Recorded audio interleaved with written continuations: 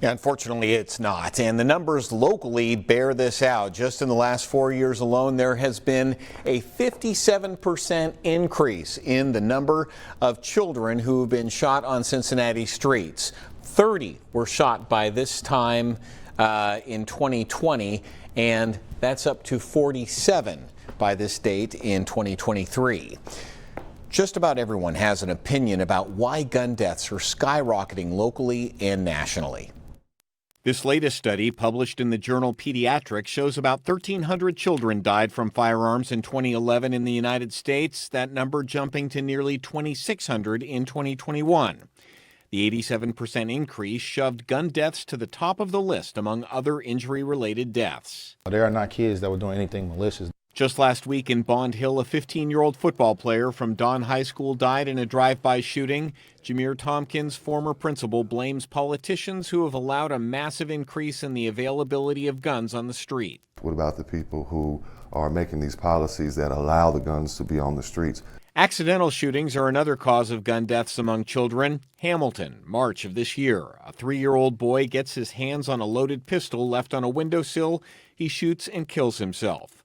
His mother's boyfriend, a former policeman, pleaded guilty last week to involuntary manslaughter for leaving his gun unattended with a toddler present. The little boy's neighbor says Ohio should have a safe storage law for guns. It's me. Hold these little ones a little tighter at night and, just make sure, we take every precaution and necessary to keep them safe. And stray bullets are not uncommon nationally or locally. There we heard. Bah, bah, bah. Luckily, the 7-year-old did not die when a stray bullet pierced her stomach in June while she played in a courtyard at her apartments in Avondale. But she may never heal from the psychological wounds. What you upset about right now?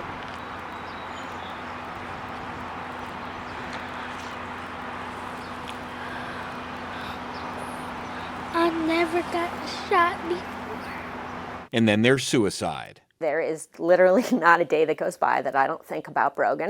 Beth Dole lost her son to suicide, and while he did not use a gun, she says nearly half of suicides among children 10 to 17 years old are carried out with firearms.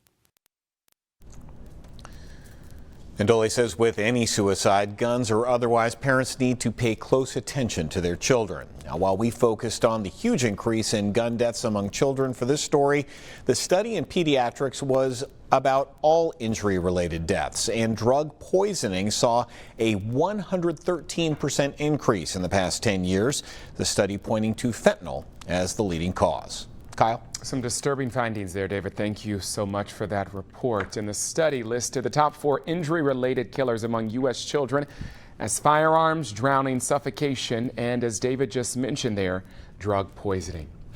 You can always find our stories here on YouTube, but go ahead and tap subscribe. That way you're always in the know.